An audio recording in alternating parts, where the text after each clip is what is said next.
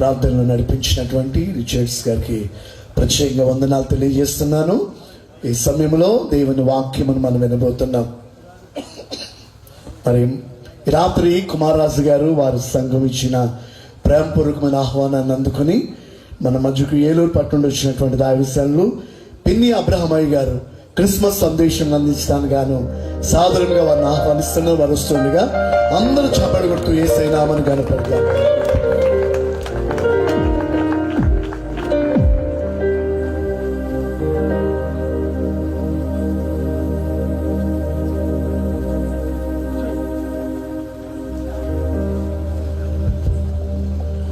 మనందరూ తలలో వచ్చుదాం, చిన్న ప్రార్థన చేసుకుందాం. మమ్మల్ని మిగిలిగా ప్రేమించుచున్న మా పరలోకపు తండ్రి, నీకు వందనాలు స్తోత్రం చెల్లిస్తున్నాం. ఈ రాత్రి ప్రభువా నాయనా, నీ దీన సేవకుడికి ఇక్కడ నిలబడుతున్నాం తండ్రి. ఏ ఉద్దేశం చేత ఈ రాత్రి ఇక్కడికి మీరు పంపించి ఉన్నారో ఉద్దేశాన్ని మీరు నెరవేర్చండి ప్రభువా. నీ వాక్యాన్ని వెదజల్లుచుండగా ప్రభువా నాయనా, ప్రతి ఒక్కరూ ప్రభు వినగలిగిన చెవులు, గ్రహించగలిగిన మనస్సును మీరు దయచేయండి నాయన. వాక్యంకున్న సమస్త విధమైన ఆటంకాలు మీరు తొలగించమని ప్రార్థన చేస్తున్నాను.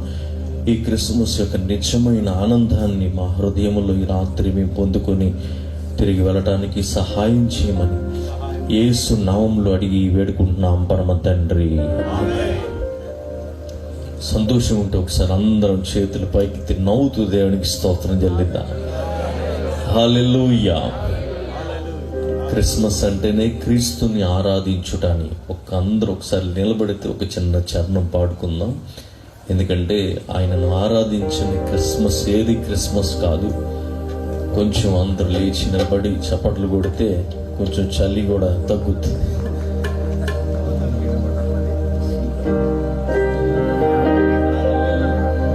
నీ పాదాలు తడపకుండా నా పయనం సాగదయా, నీ పాదాలు తడపకుండా నా పయనం సాగదయా. ప్రార్థన వలనే పయనము, ప్రార్థనే ప్రాకారము, ప్రార్థనే ప్రాధాన్యము, ప్రార్థన లేనిదే పరాజయం. ప్రార్థన వలనే పయనము, ప్రార్థనే ప్రాకారము, ప్రార్థనే ప్రాధాన్యము, ప్రార్థన లేనిది పరాజయం. ప్రభువా ప్రార్థన నిర్వయ్యా, ప్రార్థించకుండా నేనుండలేనయా. ప్రభువా ప్రార్థన నిర్వయ్యా, ప్రార్థించకుండా నేనుండలేనయా. నీ పాదాలు తడపకుండా నా పయనం సాగదయా, నీ పాదాలు తడపకుండా పయనం సాగదయా. నాలో నా ఏ మంచి చూసావయ్యా, నీ ప్రేమ చూపితివి నా యేసయ్యా. అందరూ చప్పట్లు. నాలో నా ఏ మంచి చూసావయ్యా,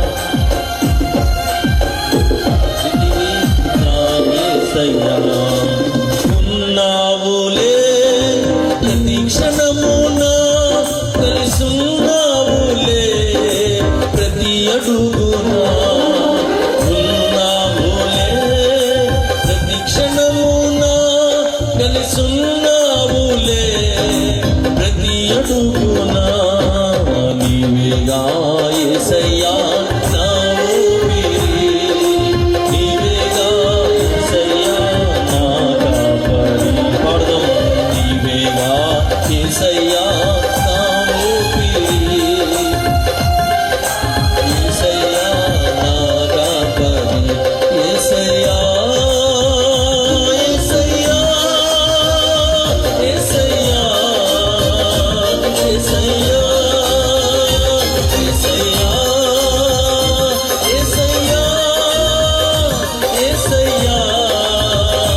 యేసయ్యా నిన్నే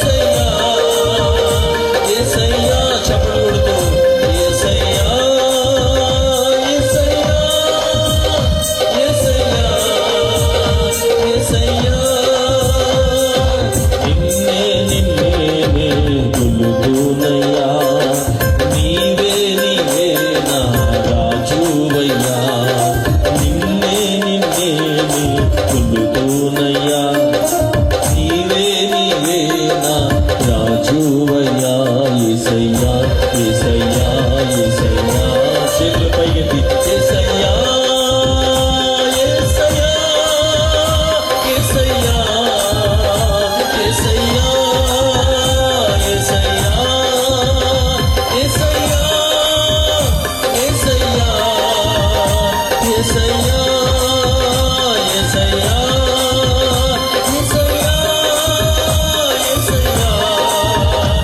యేసయ్యా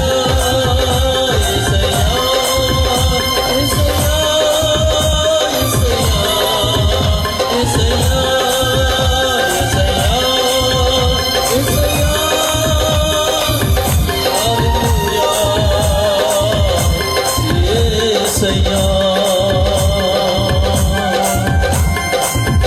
గట్టిగా చప్పట్లు కొడదాం. యేసయ్యకి రాత్రి అందరం దగ్గరగా స్తోత్రాలు చెల్లిద్దాం. గట్టిగా చప్పట్లు కొడదాం. సమస్త మహిమ ఘనత ప్రభావం దేవునికి మాత్రమే కలుగును గాక. ఆమేన్. కూర్చున్నాం. మన ప్రభు అయిన యేసుక్రీస్తు నామములో ఈ రాత్రి కూడి వచ్చిన మీ అందరికీ కూడా ప్రభు పేట నా ప్రత్యేకమైన వందనాలు చెల్లిస్తూ ఉన్నాను. నన్ను ప్రేమపూర్వకంగా ఈ రాత్రి దేవుని సందేశాన్ని అందించడానికి ఆహ్వానించిన ప్రత్యేకంగా దైవజనులు కుమార్ రాజ్ గారికి, వారి సంఘానికి, మరి ఇక్కడ చాలామంది గనులైన దైవజనులు ఉన్నారు, నాకంటే పెద్దవారు, మరి పరిచర్ల అనుభవం కలిగిన వారు అనేక మంది ఇక్కడ ఉన్నారు. వారందరికీ కూడా పేరు పేరున నా హృదయపూర్వకమైన వందనాలు చెల్లిస్తూ ఉన్నాను. ఇప్పటిదాకా మరి మంచి శుభాలు చెప్పిన సామ్యలయ్య గారు, మరి ఎంతో కాలం నుండి పరిచయం, అలాగే ఇక్కడ బాబు గారు ఉన్నారు, అలాగే అయ్యగారు, అందరూ కూడా బాగా పరిచయం ఉన్నవారు చాలామంది ఇక్కడ కనపడుతున్నారు. చాలా సంతోషంగా ఉంది. మీకు కూడా సంతోషంగా ఉంటే ఒకసారి గట్టిగా హల్లెలూయా చెప్పండి. ఒక సామెత ఉంటుంది, ఏంటంటే తక్కువసేపు చెప్పేవాళ్ళు ఎక్కువసార్లు పిలుస్తారంట. అందుకనే చాలా కొద్దిసేపులో నేను చెప్పేసి వెళ్ళిపోతాను, ఎందుకంటే మళ్ళీ మళ్ళీ పిలుస్తారు. ఎందుకంటే క్రిస్మస్ అంటే ఇంకా అందరు ఫోకస్ ఇంచుమించుగా ఇప్పుడు గిన్నెల మీదకి వెళ్ళిపోతూ ఉంటుంది. అవును కదండి? ఎందుకంటే ఇప్పటికి చాలా సమయం అయింది. చాలా క్లుప్తంగా మరి నా సాక్ష్యాన్ని కూడా పంచుకోమని చెప్పారు. దేవుని వాక్యంలో నుంచి సాక్ష్యాన్ని పంచుకోవాలని ఆశపడుతూ ఉన్నాను. ఇక్కడ నిలబడుతున్నానంటే కేవలం దేవుని కృప మాత్రమే.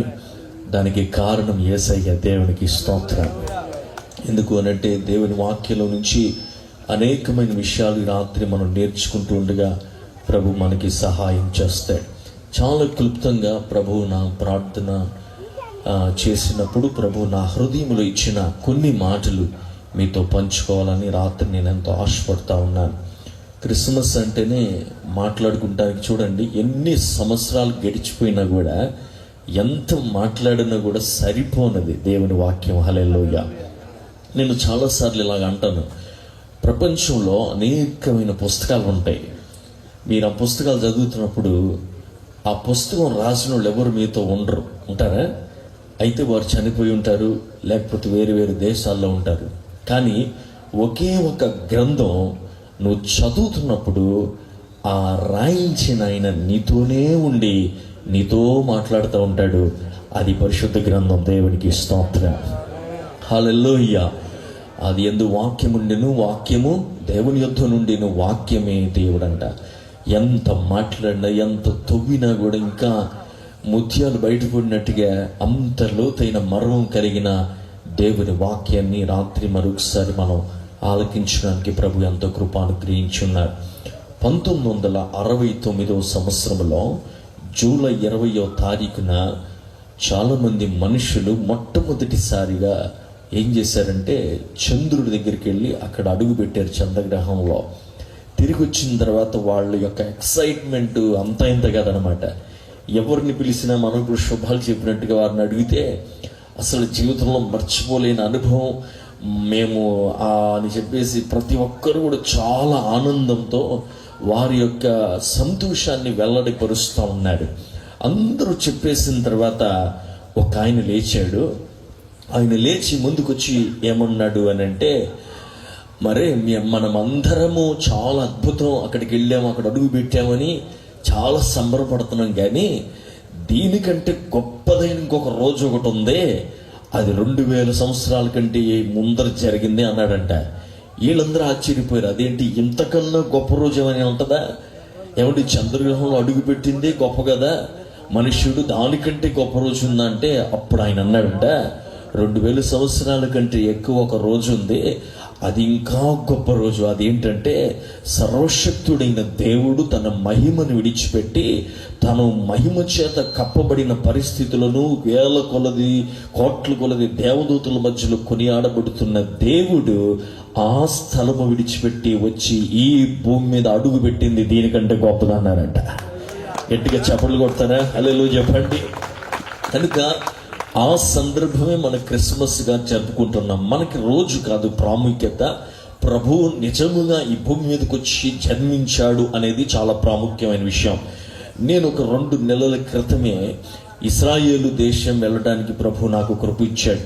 పలుమార్లు దేవుడి సన్నిధిలో ప్రార్థన చేసినప్పుడు ప్రభు మరి 2 నెలల క్రితం వెళ్ళడానికి సహాయం చేశాడు. వెళ్ళినప్పుడు ఈ యొక్క బైబిల్ గ్రంథంలో చెప్పబడుతున్న మాటలన్నీ అక్కడికి వెళ్ళి చూస్తున్నప్పుడు, అనుభవిస్తున్నప్పుడు చాలా ఒక అద్భుతంగా ఆయన అనుభవం అనిపించింది.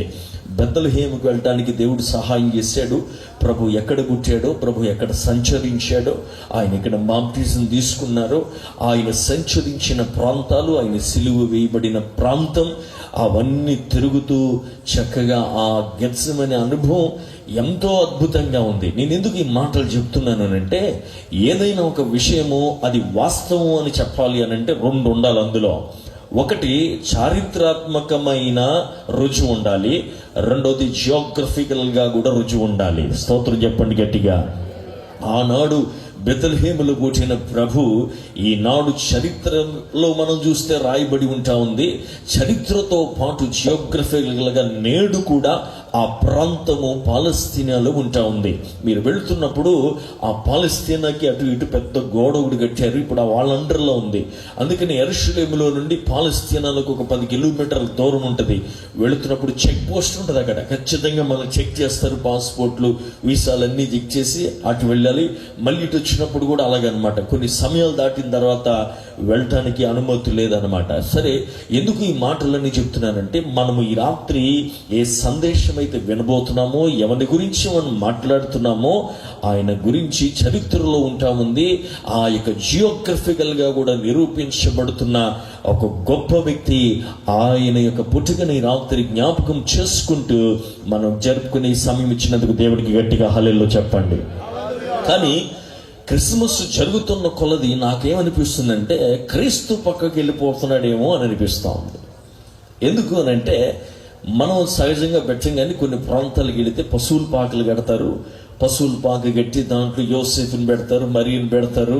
ఏమంటే తర్వాత యేసు ప్రభు పుట్టిన చిన్న బొమ్మ అన్ని పెట్టారు. మీ కొట్టుకెళ్ళి కొంటే అన్నిటికంటే చీప్ ఏంటో తెలుసా? అన్నిటికంటే వెల తక్కువ యేసు ప్రభుకి, అన్నిటికంటే రేట్ ఎక్కువ ఎవరికంటే ఒంటికి. కానీ క్రిస్మస్ లో అసలు ప్రాముఖ్యమైన వ్యక్తి ఎవరు? యేసయ్య. ఎంత విలువిచ్చిన బైబిల్ ఇంగ్లీష్ లో అంటాడు, అన్డిస్క్రైబుల్ గిఫ్ట్ అంటే వివరించలేని బహుమానం, చెప్పసఖ్యము కాని బహుమానం. చేతులెత్తి హల్లెలూయా చెప్పండి. అంటే ఇంకెంత చెప్పినా కూడా సరిపోదు. ఆయన తీసుకొచ్చిన సమాధానం వివరించలేనిది. ఆయన మనకు వచ్చిన విధానం, ఇచ్చిన విధానం అన్ని చూసుకుంటే సమస్తము ఆశ్చర్యముగా ఉంటా ఉన్నది. అంత గొప్ప దేవుడు ఈ రోజు ఏమైపోయాడంటే పక్కకు పెట్టేసినట్టుగా అనిపిస్తా ఉంది చాలా సందర్భాలు మనం చూస్తూ ఉంటే.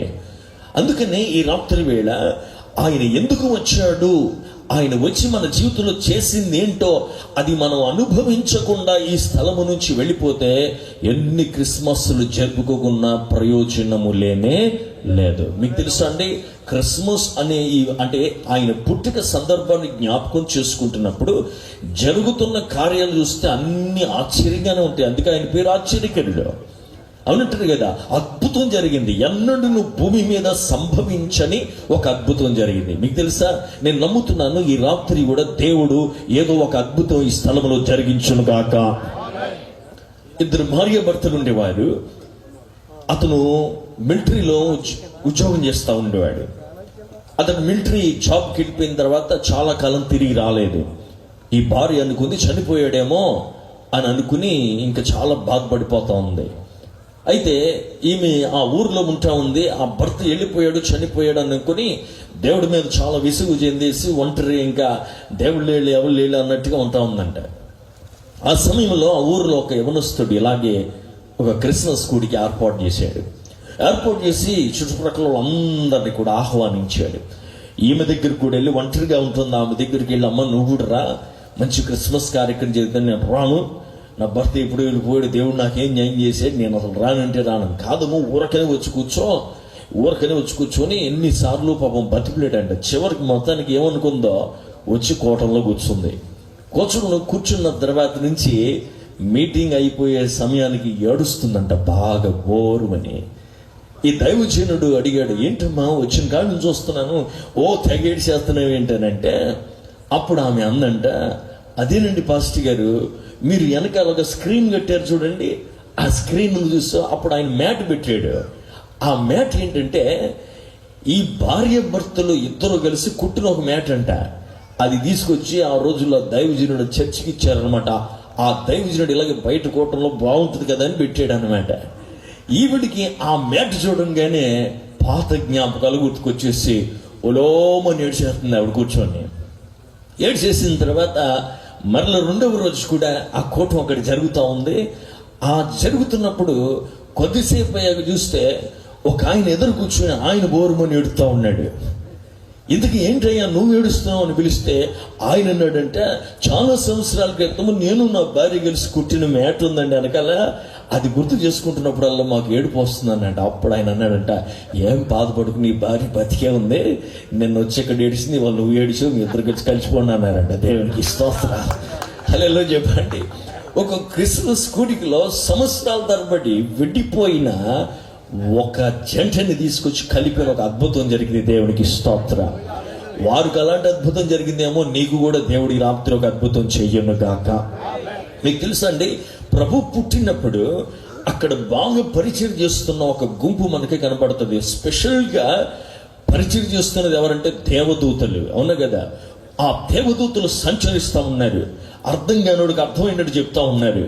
వారు సంచరిస్తూ ఆదరణ లేని వాడికి ఆదరణ ఇస్తూ ఉన్నాడు, ధైర్యం లేని వాడికి ధైర్యం చెప్తా ఉన్నారు. అయ్యి బాబు నడవలేను అనుకున్నాను, నడవే బాబు నీకేం అవదలే అంటున్నారు.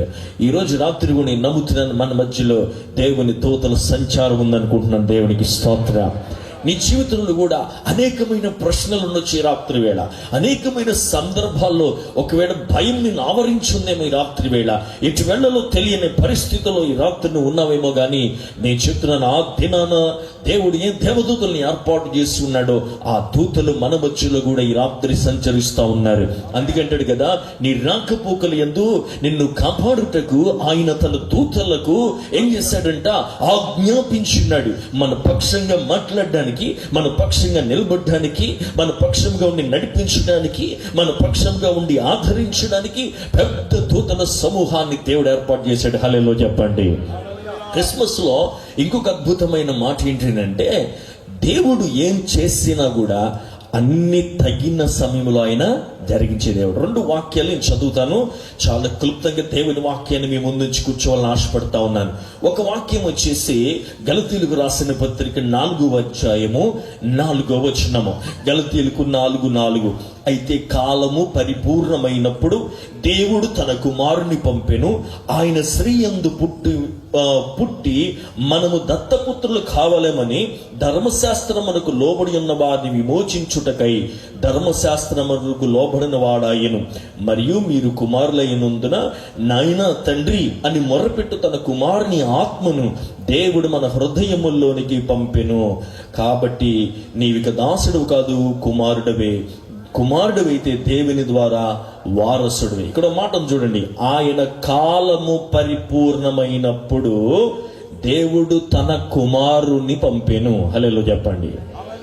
ఏమైనప్పుడంట, కాలము పరిపూర్ణమైనప్పుడు. ప్రభు కరెక్ట్ టైంకి వచ్చాడు. ఈరోజు ఎవరైనా ఇక్కడ కూర్చోనయ్యా, నా జీవితంలో ఏం జరగట్లేదయ్యా, చాలా కాలం నుంచి ప్రార్థన చేస్తున్నానయ్యా, నా పరిస్థితులు ఏం బాగాలేదు నువ్వు అనుకోబాకు. నేను ఒకటే చెప్తున్నాను, ప్రభువుని సేవిస్తున్న నీ జీవితంలో దేవుడు అన్ని కరెక్ట్ టైంకి జరిగిస్తాడు. ఇంకొక వాక్యం ఉంటుంది, God makes all things beautiful in his time. తన సమయంలో దేవుడు అన్ని అందంగా చేసే దేవుడు అంట. హల్లెలూయా చెప్పండి. ఎలా చేస్తాడంట? అందంగా చేస్తాడు. మనకేమో తొందర ఎక్కువ, అవునే కదా. ఒక గులాబీ మొక్క తీసుకుంటే ఆ పింద ఉంటుంది, ఆ పింద ఆ వచ్చిన తర్వాత దానికి ఒక రోజు, దానికి ఒక సమయం ఉంటుంది. ఆ సమయం వచ్చినప్పుడు అద్భుతంగా అదేమవుతుంది చెప్పండి, ఆ పుష్పము వికసించిన తర్వాత అబ్బా ఎవరేసారో కానీ రంగులు, అబ్బా ఎంత అందంగా ఉందండి అంటాం. మనం ఏం చేస్తాం తెలుసా, అది ఏ రోజైతే దేవుడు నియమించాడో వికసించడానికి ఆ దినానికి ముందే వచ్చి in the name of Jesus ఇప్పుడే వికసించేయి అంటాం. హల్లెలూయా చెప్పండి. అంటే అర్థమైందా? సమయము కాని సమయంలో అన్ని జరిగిపోవాలని చూస్తూ ఉంటాం. దానికి దేవుణ్ణి ఎలాగైనా వాడుకుంటాం, ఆయన నామాన్ని నిలబడితే అలా వాడేస్తాం. దేవుడు అంటున్నాడు, నేనేదైనా కార్యం చేస్తే అన్ని ఎలా చేస్తాను, కాలము పరిపూర్ణమైనప్పుడు. అంటే అక్కడ ఒక మంచి అర్థం ఉంది. ఆ అర్థం ఏంటంటే, కరెక్ట్గా యేసయ్య పుట్టిన ఆ సమయాన్ని మీరు గమనిస్తే కనుక అప్పుడే ప్యాక్స్ రోమాను అని అంటారు. అంటే ఏంటంటే రోమ్లో all roads lead to the Rome అనేది ఒకటి వచ్చింది. అంటే ఏ దారైనా ఎక్కడికి వెళ్తుందంట, రోమ్కి వెళ్తుంది అని ఉంటుంది. అదే సమయంలో ఒక కామన్ లాంగ్వేజ్ ని తీసుకొచ్చారు, గ్రీక్ లాంగ్వేజ్ ని. ఆ సమయంలోనే ఈ చలికాలం మనకి ఎలా జ్వరం వస్తుందో ఆ రోజు ప్రవచనాత్మకమైన జ్వరం పట్టుకుందంట. ఎందుకంటే మెస్సయ్య త్వరగా రాబోతున్నాడు, అర్జెంటుగా ఆయన చూడాలి అని. దేవుని వాక్యం అంటే దేని బిడ్డలు చూడండి, ఆయన పుట్టుక సమయానికి రోడ్లన్నీ తెరవబడిపోయిన, ఎట్టయినా సరే వెళ్ళిపోవచ్చు. ఆయన పుట్టిన సమయంలో అందరూ అర్థం చేసుకోగలిగిన ఒక కామన్ లాంగ్వేజ్ ని దేవుడు తీసుకొచ్చాడు. అంటే చూడండి, ఆయన సమయం ఎప్పుడు కూడా చాలా కరెక్ట్ గా ఉంటుంది. ఆయన వార్త ఎంత స్పీడ్ గా అయితే వెళ్ళిపోగలదో అంత స్పీడ్ గా వెళ్ళిపోయే సమయం వచ్చినప్పుడు, ఆయన వార్త ఎంత మందికి అయితే అర్థం కాగలదో అంత అర్థమవుతున్న సమయం వచ్చినప్పుడు, దేని కొరకు మనుషులు కనిపెడుతున్నారో ఆ కనిపెడుతున్న విషయాన్ని అనుభవించడానికి తగిన సమయం వచ్చినప్పుడు అంట దేవుడు తన కుమారుని పంపించాడు. హల్లెలూయా చెప్పండి. ఇక్కడ ఒక అద్భుతమైన మాట చూడండి, ఆయన కుమారుని పంపాను. నేను మాట చెప్పిన, ఇంకా మన చూపు శిశువు మీద ఉంది. ఆయన శిశువు కంటే ముందు కుమారుడు. హల్లెలూయా చెప్పండి. ఇప్పుడు అందరి దృష్టి ఇంకా శిశువు మీదే ఉంది. ఆయన ఈ భూలోకంలోకి వచ్చి శిశువు అవ్వకముందు ఎవరంట, ఆయన కుమారుడు. ఇక్కడ అంటున్నాడు కదా, ఆయన కుమారుని పంపాను. అయ్యా, ఈ 2000 సంవత్సరాల క్రితం ఎక్కడ ఉన్నాడు ఆయన అంటే, ఇదిగో దేవుని కుమారుడు ఆయన, తేజస్సు చేత కప్పబడిన వాడు, వేల కొలది దూతల మధ్యలో కొనియాడబడుతున్న ఆయన తన కుమారుణ్ణి ఈ లోకానికి మన కోసం పంపించాడంట. పంపించినప్పుడు ఆయన ఎలా వచ్చాడు చెప్పండి, మానవ రూపాన్ని ధరించుకొని మన మధ్యలోనికి కరెక్ట్ సమయంలోకి వచ్చి ఆయన దిగాడు అనమాట. దిగి మనకు తెలుసు, ఈ భూమి మీద సంచరించి మనతో కలిసి అద్భుతాలు ఆశ్చర్యాలు జరిగించి ఆయన జీవితంలో పలికిన ప్రతి మాట ప్రవచనాత్మక రూపేణ సమస్తమును జరిగించి, నా పని అయిపోయింది, తండ్రి నన్ను పంపించిన పని అయిపోయింది, నేను వెళ్ళిపోతున్నాను అని చెబుతూ ఆదరణకర్త అయిన దేవుడు పంపించి తన పని అంతా జరిగించిన వాడిగా మనకి కనపడతా ఉన్నాడు. ఈ ప్రభు ఆయన వచ్చిన రాకను గురించి నువ్వు సెలబ్రేట్ చేసుకుంటావేమో కానీ, ఇంకో మాట చెప్పిన, ఆనాడు వచ్చిన ప్రభు మరలా త్వరగా రాబోతున్నాడు. దేవునికి స్తోత్రం. చప్పట్లు కొట్టి దేవునికి స్తోత్రం చెప్పండి. ఇంకా అది కాదు సెలబ్రేషన్. అసలు సెలబ్రేషన్ ఏంటి తెలుసా, ఆయన రాక గురించిన సిద్ధపాటున్న సెలబ్రేషన్. అందుకే దేవుడు ఇటువంటి కూటాలు పెట్టి పలు అవకాశాలు మనకి ఇస్తా ఉన్నాడు. ఎందుకు తెలుసా, ఆయన మరొక రాక ఈ భూమి మీదకి రాబోతున్నాడు. ఎవరి కోసం అంటే, తన్ను ప్రేమించు వారిని తీసుకెళ్ళడానికి. కొరింథీయులకు రాసిన పత్రికలో ఒక మాట ఉంటుంది, దేవునిని ప్రేమించిన వాడు శపించబడును గాక, ప్రభు వచ్చుచున్నాడు అని ఉంటది. అంటే అర్థం ఏంటి, ఎవరి కోసం వస్తున్నట్టు అయినా తన్ను ప్రేమించే వారి కోసం వస్తున్నాడు. దేవుని వాక్యం ఇచ్చిన దేవుని బిడ్డలారా, ఈ రాత్రి వేళ నా సందేశం ఏంటి, ప్రభు నా హృదయంలో ఇచ్చిన మాట ఏంటి అని అంటే, మత్తయి సువార్తలో చూడండి 1వ అధ్యాయము 20వ వచనములో ఒక వ్యక్తిని దేవుడు నాకు జ్ఞాపకం చేసి ఉన్నాడు. ఆ వ్యక్తిని గురించిన కొద్దిపాటి విషయాలు మీకు చెప్పేసి నేను ప్రార్థన చేయాలనుకుంటున్నాను. సంతోషం ఉంటే 2 చేతులు పైకెత్తి ఒకసారి గట్టిగా హల్లెలూయా చెప్పండి. హల్లెలూయా. చూడండి, మత్తయి సువార్త 1వ అధ్యాయము మనము 19వ వచనం చదివితే, ఆమె భర్త అయిన యోసేపు నీతిమంతుడై ఉండి ఆమెను అవమానపరచనొల్లక రహస్యముగా ఆమెను విడనాడ ఉద్దేశించెను. అతడు ఈ సంగతులను గురించి ఆలోచించుకొనుచుండగా, ఇదిగో ప్రభు దూత స్వప్నమందు అతనికి ప్రత్యక్షమై, దావీదు కుమారుడా యోసేపు, నీ భార్య అయిన మరియను చేర్చుకొనుటకు భయపడకము, ఆమె గర్భము ధరించినది పరిశుద్ధాత్మ వలన కలిగి ఉన్నది అని అక్కడ మాట్లాడుతూ ఉన్నాడు. చేతులెత్తి హల్లెలూయా చెప్పండి. కొంచెం గట్టిగా హల్లెలూయా చెప్తారా? ఇంకొంచెం గట్టిగా హల్లెలూయా చెప్తారా? ఇక్కడ ఎవరి గురించి రాత్రి జ్ఞాపకం చేసుకుంటున్నాం? యోసేపు అనే వ్యక్తిత్వాన్ని. యోసేపు అనే వ్యక్తిత్వంలో నుంచి ప్రభు నాకు నేర్పించిన కొన్ని మాటలు, సాక్ష్యము అంతా కూడా కలుసుకుంటా వెళ్ళిపోతా ఉంటుంది. నేను చెప్పే కదా, ప్రభు ఈ లోకంలోకి వచ్చినప్పుడు అద్భుతాలు చేశాడు. ఆయన ప్రభు ఈ లోకంలోకి వచ్చినప్పుడు ఎన్నెన్నో కార్యాలు చేశాడు. ఇక్కడ యోసేపును గురించి మనం చదువుతున్నప్పుడు కలలన్నీ కూడా కుప్పకూలిపోయిన ఒక వ్యక్తిని కోలుకునే పరిస్థితిలోకి తీసుకొస్తున్న సందర్భం యోసేపు జీవిత చరిత్ర. హల్లెలూయా చెప్పండి. కుప్పకూలిపోయిన కలలు, దేవుడు అటువంటి కుప్పకూలిపోయిన కలలున్న ఒక వ్యక్తి, కూలిపోయిన వాడిని దేవుడు తిరిగి రెస్టోర్ చేస్తా ఉన్నాడు. ఈ రాత్రి వీళ్ళు ఇక్కడ కూర్చుంటున్న మనం కూడా మన జీవితంలో ఎన్నో కళలు ఉంటాయి, ఎన్నో డ్రీమ్స్ ఉంటాయి. కానీ పలుమార్లు ఏమవుతుంది అని అంటే, ఆ కళలన్నీ కూడా తారుమారు అయిపోతున్న పరిస్థితులు. నాలుగు మాటలు చెప్తాను చూడండి, చక్కగా మీరు అర్థమయ్యేట్టు ప్రాసలో చెప్తాను. 4 మాటలు 4 సార్లు చెప్తాను. అందరూ చెప్పండి, 4 సార్లు చెప్తాను. ఎన్నిసార్లు? 4 సార్లు. మొదటిది, యోసేపు జీవితం చూస్తే ఒక సంతోషకరమైన జీవితంలాగా కనబడతా ఉంది. చెప్పండి, ఎలాంటి జీవితం అంట? సంతోషకరమైన జీవితం. ఎందుకు అని అంటే, అప్పుడే ఎంగేజ్మెంట్ అయిపోయింది. ఎంత సంతోషంగా ఉంటాడు? ఎంగేజ్మెంట్ అయిపోయి ఉన్నాడు. ఇక మరియతో ఎంగేజ్మెంట్ అయిపోయింది కానీ కళలు మామూలుగా ఉండవు కదా, కళ్ళగానే వేస్తున్నాడు. ఇంకేముందిలే, తొందరగా పెళ్లి చేసుకుంటాను, మీ ఇద్దరు పెళ్లి చేసుకోవాలి, నజరేతు వెళ్ళిపోవాలి, నజరేతు నుంచి బెత్లెహేము వెళ్ళిపోవాలి, బెత్లెహేము నుంచి యెరూషలేము వెళ్ళిపోవాలి, యెరూషలేము వెళ్ళిపోయా అవి కనాలి, ఇది చేయాలి, అది కొనుక్కోవాలి, ఇది కొనుక్కోవాలి. బాబోయ్ మామూలుగా ఉండదు, పెద్దలు ఇష్టం ఉంటుంది కదా. ఓ కళ్ళగానే ఇస్తున్నాడు, కళ్ళగానే ఇస్తాడు. ఈయన జీవితం ఎంత అద్భుతం అంటే, కొంతమంది జీవితాలు అందంగా ఉంటాయి కానీ విలువ లేని జీవితాలుగా ఉంటాయి. ఈయన జీవితం చాలా విలువలతో కూడిన అందమైన జీవితం. కారణం ఏంటి అని అంటే, అతడు ఎంగేజ్మెంట్ అయిపోయిన కాడి నుంచి వివాహం జరిగేంత వరకు కూడా విలువలతో జీవించిన వాడుగా కనపడుతున్నాడు. ఎవరు? యోసేపు. ఈరోజు చాలా మంది అద్భుతమైన జీవితాలు జీవిస్తున్నారు కానీ విలువలేని జీవితాలు జీవిస్తూ ఉన్నారు. వాక్యానుసారమైన విలువలు లేని జీవితాలుగా ఉంటున్నాయి. కానీ అలా ఉండకూడదు. వాక్యానుసారమైన విలువ కలిగిన సంతోషకరమైన జీవితాలు మనం జీవిస్తే గనుక అనేక మంది మన ద్వారా ప్రభుని తెలుసుకోగలుగుతారు. హల్లెలూయా చెప్పండి. సో యోసేపు జీవితంలో చూస్తే చాలా సంతోషంగా ఉంది, సంతోషంగా జీవిస్తున్నాడు, చాలా కళలు కంటూ ఉన్నాడు. ఎన్నో కళలు కన్నా ఈయన జీవితంలో మొదటిది సంతోషం అయితే తొందరగా వచ్చి పడిపోయింది. రెండవది, దాని పేరు సమస్య అన్నమాట. చెప్పండి, ఏంటి దాని పేరు? సమస్య. అందరూ చెప్పండి, దాని పేరేంటి? సమస్య. కళలు కనేసాడు. నేను జీవితంలో చాలా కళలు కన్నాండి. నా గురించిన సాక్ష్యం కూడా కొంతమంది మా కుటుంబం గురించి తెలిసిన కూడా ఉన్నారు. చిన్నప్పుడు నాకున్న పెద్ద కళ ఏంటంటే, నేను ఒక పెద్ద పైలట్ అయిపోవాలి, విమానం తోలాలి. మా నాన్నగారు దైవ సేవకులు, మీ అందరికీ తెలుసు. వారు ఎంతో కాలము నార్త్ ఇండియాలో పరిచయం చేశారు. ఆ కష్టాలు పరిస్థితులు అన్నీ చూశాక అనిపించింది, నేను ఒక్కడే సూర్యుని చంద్రుని అంటే ఒక్కడే కొడుకుని.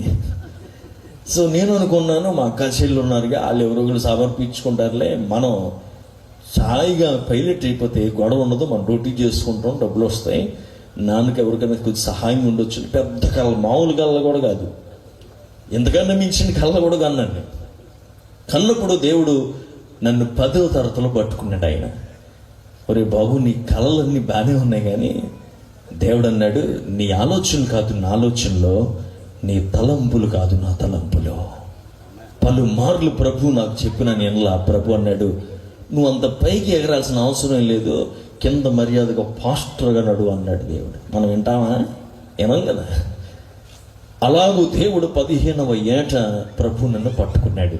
ఒక భయంకరమైన బలహీనతకు గురై మరణకరమైన పరిస్థితిలో ఉండి రాత్రులు పడుకుంటే అసలు నిద్ర పట్టేది కాదు. పీడగలలు అనమాట, మనుషులు చంపేస్తున్నట్టు, నన్ను ఎవడో చంపేస్తున్నట్టు. నేను ఒక ఆయన చెప్పాను, అయ్యా నాకు నిద్ర పట్టట్లేదు, కొంచెం నాకు పాటలు అంటే చాలా ఇష్టం, ఒక పాటలు సెట్ తీసుకురండి అంటే ఆయన తీసుకొచ్చి పెట్టాడు. ఏంటో తెలుసా, కొంతమంది నిజంగా ఎలా ఉంటారు అని అంటే మనుషులు పేరు కోసమే కానీ వివేకం ఉండదు అంటారు. ఏంటంటే వివేకం. కొన్నిసార్లు పాస్టర్ గారు చెప్తారు కదా గుళ్ళో, అమ్మా ఈరోజు సమయం లేదు, దయచేసి ఎవ్వరు పాట పాడి సాక్ష్యం చెప్పుకుంటూ ఒక ఆమె ఉందంట, అయ్యో నేను పాట పాడను కానీ నడిపించున్నాను, ఆ పాట చదువుతానండి అన్నంట. అంటే ఎన్ని వచ్చినా ఉంటే అందులో ఏమంటే అసలే సమయం లేదంటే అదే వివేకం లేకపోవడం అంటే. అవును కదా. ఆయన తీసుకొచ్చి ఇచ్చిన పాట ఏంటి తెలుసా, కళ్యాణం కమనీయం ఈ సమయం అతిమోదు. నేను ఎక్కడ ఉన్నా, హాస్పిటల్ వేట మీద కూడా ఉన్నా. నాకు హాస్పిటల్కి వెళ్ళినప్పుడల్లా అనిపిస్తుంది కదా, దేవుడు చెప్పినప్పుడు మనుషులు ఇండేస్తే మంచిది అని అనిపిస్తుంది. లేకపోతే దాని లోపల ఒకటి ఉంటుంది, దాని పేరేంటి తెలుసా, 3 అక్షరాలు ఉంటాయి. ఏంటి చెప్పండి, ICU. దాని అర్థం ఏంటి, ఇంటెన్సివ్ కేర్ యూనిట్ అంటాం. నాకేం అర్థమైంది తెలుసా, ICU. చేతిలో తేలలో చెప్పాడు, ప్రభువా నేను నిన్నే చూస్తున్నాను, నేను చూద్దామన్నా లోపలికి రాని, ఇట్లా వచ్చిన వాళ్ళు కూడా 2 నిమిషాల తర్వాత పంపించేస్తారు. చూద్దామన్నా లైట్లన్నీ డిమ్ చేస్తారు, పక్కకు చూస్తేనేమో ఇంకా భయం వచ్చిన పరిస్థితి. నాకంటూ చూడడానికి ఎవరైనా ఉంటే నువ్వే ప్రభువా, అందుకే ఇదిగో నా జీవితం నీకు ఇచ్చేస్తున్నాను ఆయన. ఎన్నిసార్లు చెప్పాడు దైవజనుడు గుళ్ళో సమర్పించుకోమంటే, అక్కడ సమర్పించుకోరంట, ఐసీయూలో డాక్టర్ల మధ్యలో పేషెంట్ల మధ్యలో సమర్పించుకుంటారంట. అలాంటి నేను కూడా చేతిలో దేహాలలో చెప్పండి. అక్కడ చెప్పాను, ప్రభువా నువ్వు నన్ను బతికిస్తే ఇక నీ సేవే చేస్తాను ఆయన అన్న. ఇక ఆ రోజు పట్టుకున్న వాక్యాన్ని, కానీ నేను అనుకున్నట్టుగా జీవితం సాగలేదు. ఇక్కడ తెలుసు చాలా మందికి, మా అమ్మ బాగా ప్రార్థన పొర్రాలండి, ఆవిడ ప్రార్థన వల్ల ఇక్కడ నిలబడుతున్నా. చేతులైతే హల్లెలూయా. ఎందుకు తెలుసు, నేను ఎక్కువ మాట్లాడను, మనుషుల ముందు నిలబడడం నాకు అంత ఇష్టం లేదు. అలాంటి నన్ను ప్రభు ఈ రాత్రి నిలబెట్టాడంటే నేను ఎక్కడికి వెళ్ళినా ధైర్యంగా చెప్తాను, నన్ను బట్టి ఏమి లేదు. కానీ మా అమ్మ చేసిన ప్రార్థన రోజుకు 6 గంటలు చేసేది. కుప్పకూలి పరిస్థితిలో ఏ రోజు వచ్చి నువ్వు పనికిరానోడివి, నీ జీవితం వేస్ట్ అని ఏ రోజు నన్ను తిట్టలేదు. మా అమ్మ చెప్పడనేది, ఇదిగో నువ్వు గొప్ప దైవజనుడు అవుతావు, నువ్వు అనేక దేశాలు తిరుగుతావు, ప్రభు నేను ఎంతో ఆశీర్వదిస్తాడు, ప్రభు నువ్వు ప్రసార మధ్యలో వాక్యం చెప్తావు అంటే నేను తలదించుకొని నవ్వుకొని, మా అమ్మకి పిచ్చి పట్టిందేమో, ఏంటి ఇలా మాట్లాడుతుంది, నేను అసలే నిలబడలేనంటే, అసలే తిరగలేనంటే, నువ్వు దేశాలు తిరుగుతావు వాక్యం చెప్తావు అని అంటూ ఉంది అనుకున్నాను. కానీ ఈ రోజున ఇప్పటికి 19 దేశాలు ప్రభు కొరకు తిరగడానికి దేవుడు సహాయం చేశాడు. ఆయన కొత్త ముందు సంవత్సరం వరకు నిరంతరము శుభవార్తను వాక్యం చెప్పడానికి దేవుడు సహాయం చేశాడు. నిన్ను కోయంబత్తూరులో ఉన్నాను, ఈ రోజు ఇక్కడ ఉన్నాను, రేపు ఇంకో చోట ఉంటాను, వచ్చేవారు అరకులో ఉంటున్నాను. అలా తిరుగుతూ ప్రభు కొరకు చేస్తూ ఉంటే ఎక్కడ నిలబడిన అనిపిస్తుంది, నాయనా నువ్వు ఎంత గొప్ప దేవుడు నాయనా. నిజమే, క్రిస్మస్ సందర్భాన్ని కూడా జ్ఞాపకం చేసుకుంటే ప్రభు ఈ లోకంలోకి వచ్చింది ఎందుకు తెలుసా, అల్పులైన వారిని గనులుగా మార్చడానికి. బెత్లెహేము అల్పమైన ప్రాంతం, అవునంటారు కదా, అక్కడ ఏమీ లేదు, ఏముంది చెప్పుకుంటానికి, ఘనంగా చెప్పుకుంటానికి ఏం లేదు. మీరు క్రిస్మస్ సందర్భం అంతా తీసుకుంటే విలువలేని వస్తువులు, అల్పమైన వస్తువులను, అల్పమైన వ్యక్తులను, అల్పమైన ప్రాంతములనే దేవుడు చూస్ చేసుకున్నాడు. వాటిని చూస్ చేసుకుని చాలా గ్రేట్ గా దేవుడు మార్చేశాడు. ఈరోజు బెత్లెహేం చూడండి ఎంత బిజీ ప్రాంతం అయిపోయిందో. అక్కడ చర్చ్ ఆఫ్ నేటివిటీ అని ఒక మందిరంలా కట్టారు. ఆ లోపలికి వెళితే ప్రభు పుట్టిన స్థలం ఉంటుంది. మేము గుంపులో వెళ్ళినప్పుడు ఒక ఆయన అక్కడ బోల్తా పడిపోయి బేభత్సంగా ఏడు చేశాడు. అబ్బా ప్రభు నువ్వు ఎంత గొప్పవాడు, తట్టుకోలేకన్నమాట. చేతులెత్తి గట్టిగా హల్లెలూయా చెప్పండి. దేవుని వాక్యం ఇచ్చిన దేని బిడ్డలారా, అల్పులను ఘనులుగా చేయడానికి ప్రభు ఈ లోకంలోనికి వచ్చి ఉన్నాడు. ఇక్కడ యోసేపు కూడా మనం చూస్తే చాలా సంతోషంలో ఉన్న వ్యక్తి, చాలా కలలు కంటున్న వ్యక్తి. ఒక్క రోజులో ఏమైందంటే కలలన్నీ ఏమైపోయింది చెప్పండి, తారుమారైపోయింది. ఎందుకు అయిపోయిందో చెప్పనా, ఒక వాట్సాప్ మెసేజ్ వచ్చిందంట. అంటే మనకు అర్థం అవడానికి అప్పుడు వాట్సాప్ లేదులేండి.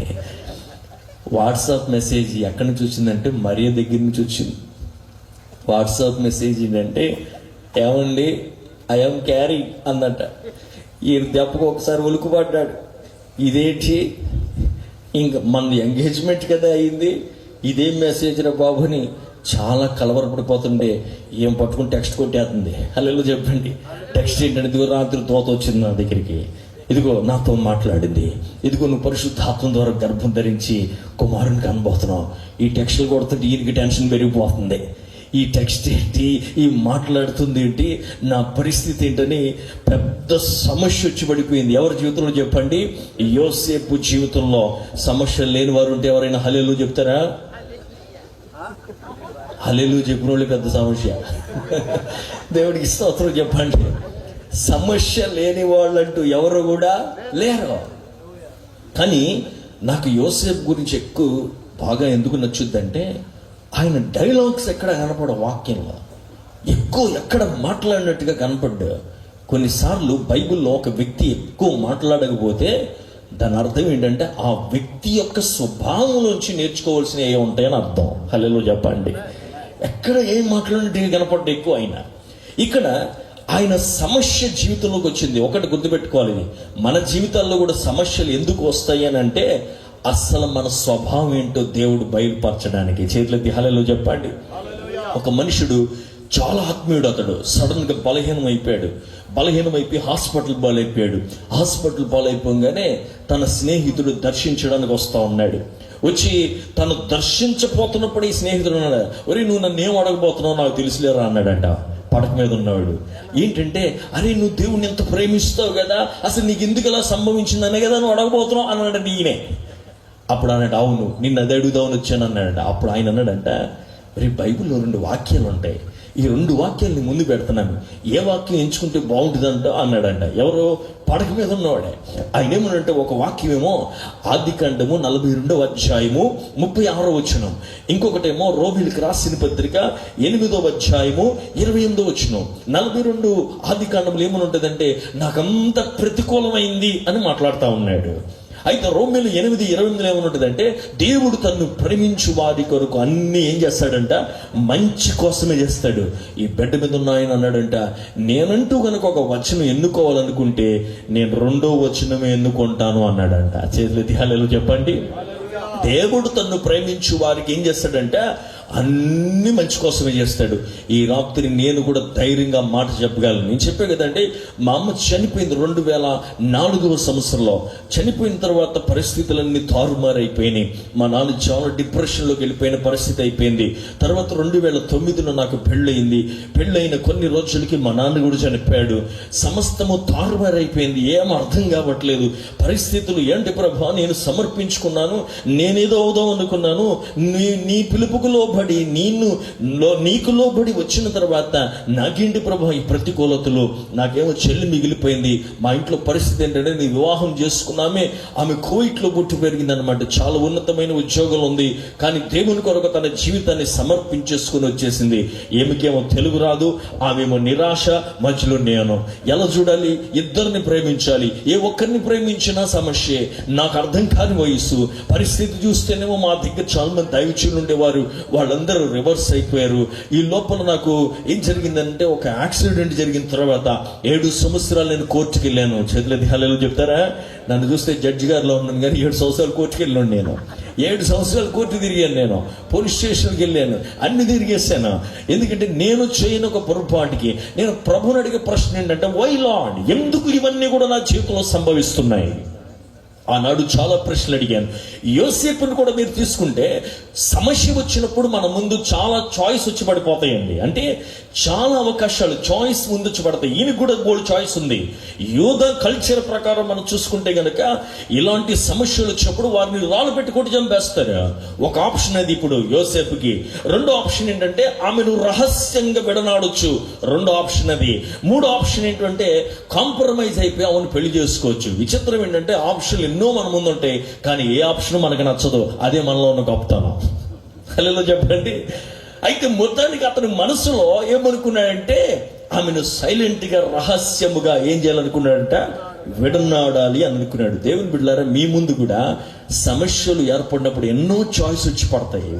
అది వదిలేయాలా, ఉండాలా, ఏం చేయాలి అని చాలా మంది ముందు వస్తూ ఉంటాయి. ఒకవేళ అటువంటి చాయిస్ పడి ఈ రాత్రి ఇక్కడికి వచ్చి కూర్చున్నావేమో. నా ముందు కూడా చాలా చాయిస్ వచ్చి పడింది. ఈ పరిచర్య వదిలేద్దామా, దేవుడు అసలు నన్ను పిలుచుకున్నాడా? ఒకరోజు అయితే నా భార్య ఎదురు కూర్చొని, అసలు మమ్మల్ని దేవుడు పిలిచాడు అంటావా? అసలు నన్ను దేవుడైనా ఇక్కడ పంపించాడని ఆమె ఉంటుంది ఒక పక్క నుంచి. నేనేమో ఇదేంటి ప్రభు నన్ను పిలిచి పరిచయం చేయమని నాకున్న పెద్ద సపోర్ట్ మా అమ్మని ఇస్తాడు కుడి చేయి, ఎడం చేయమో మా నాన్న తీసుకెళ్ళిపోయాడు. వెనక చూస్తే వయసు అనుభవం లేదు, ప్రోత్సాహం లేదు, బలపరిచే వ్యక్తి లేరు, ఎవరు లేరు. అసలు ఇది అవసరం అంటావా, చనిపోతే మంచిదేమో అని ఆలోచన ఒక పక్కన. చాయిస్ మీద చాయిస్ ముందుకు వస్తా ఉన్నాయి, ముందుకెళ్ళగలలో తెలియని పరిస్థితులు.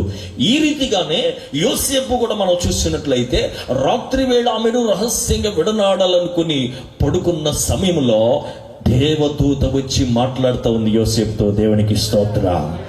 భయపడుకుము, నువ్వు ఒక్క పని చేయాలి, ఏంటి తెలుసా, ఆమెను నువ్వు చేర్చుకోవాలి అని చెప్పాడు దేవుడు. హల్లెలూయా చెప్పండి. ఏం చెప్పాడు? చేర్చుకోవాలి. ఇక్కడ మనం నేర్చుకోవాల్సిన అద్భుతమైన మాట ఏంటంటే, జీవితంలో అనేక సందర్భాల్లో కొన్ని సమస్యలు వచ్చినప్పుడు, నాకు సమస్య లేనోళ్ళు ఎవరు లేరు ఇక్కడ. సమస్యలు వచ్చినప్పుడు మన ముందు చాలా చాయిస్ ఉంటాయి. కొన్నిసార్లు మనం ఎన్నుకున్న ఒక చాయిస్ ఇంకా సమస్యలు ఎక్కువ తీసుకొస్తాయి. నేనేమంటా తెలుసా, ఆ ఎన్ని చాయిస్లున్నా అవన్నీ మూటగట్టి తీసుకొచ్చి ప్రభు పాదాల దగ్గర పడేసి, దేవా నీవేం చేయమంటావు చెప్పు, నీ ఆలోచన ఏంటో చెప్పు నాయనా, నన్ను ఈ పరిస్థితిలో ఏం చాయిస్ తీసుకోమంటావు ప్రభు చెప్పని ఆ ప్రభు పాదాలు పట్టుకుంటే, నేను చెప్తున్నాను ఈ నెలలోనే దేవుడు నీ కన్ఫ్యూషన్, నీ డౌట్, నీ పరిస్థితులన్నిటినీ దేవుడు తారుమారు చేసి నీకు ఒక క్లారిటీని ప్రభు ఈ యొక్క క్రిస్మస్ రోజు తీసుకొస్తాడు. నమ్ముతున్న వారి చేతులతో ఒకసారి గట్టిగా హల్లెలూయా చెప్పండి, గట్టిగా హల్లెలూయా చెప్పండి. సో మనం చూస్తే ఆ రోజు రాత్రి ప్రభు వచ్చి మాట్లాడాడు కాబట్టి, ఆ మాటకు విధేయత చూపించాడు కాబట్టి చరిత్రలో నిలిచిపోయిన ఒక పురుషుడిగా మారిపోయాడు. ఎవరో? యోసేపు. ఒకవేళ ఆ రోజు వదిలే నాకెందుకు అని గనక వెళ్ళిపోయి ఉంటే ఈ రోజు ఎవరో కూడా జ్ఞాపకం కూడా చేసుకునేవారు కానే కాదు. ఆ రాత్రి ఎవరు వచ్చి మాట్లాడారంట? దేవుడు తన దూతను పంపించి ధైర్యపరిచాడు. అదే కదా మత్తయి సువార్తలో మనం చదివాము. అక్కడ ఉంది కదా, ఇదిగో ప్రభుదూత స్వప్నమందు అతనికి ప్రత్యక్షమై, దావీదు కుమారుడైన యోసేపు, నీ భార్య అయిన మరియను చేర్చుకొనుటకు భయపడకము, ఆమె గర్భము ధరించినది పరిశుద్ధాత్మ వలన కలిగింది. చేతులెత్తి హల్లెలూయా చెప్పండి. సో మన జీవితంలో అడుగంటి పరిస్థితుల్లో వెళ్ళిపోతున్నప్పుడు మనం తీసుకునే నిర్ణయాలు, విధేయత చాలా ముఖ్యం. మరియలో ఏముంది చెప్పండి? అప్పటి వరకు కనపడని ఒక వ్యక్తి ఆమె, కానీ ఆమె గొప్పతనం కేవలం ఒక మాట వస్తుంది. ఇంగ్లీష్ లో సబ్మిషన్ అంటారు, ఒబీడియన్స్ అండ్ సబ్మిషన్ అంటారు. సబ్మిషన్ లో నుంచి ఆటోమేటిక్ గా వచ్చేది ఒబీడియన్స్.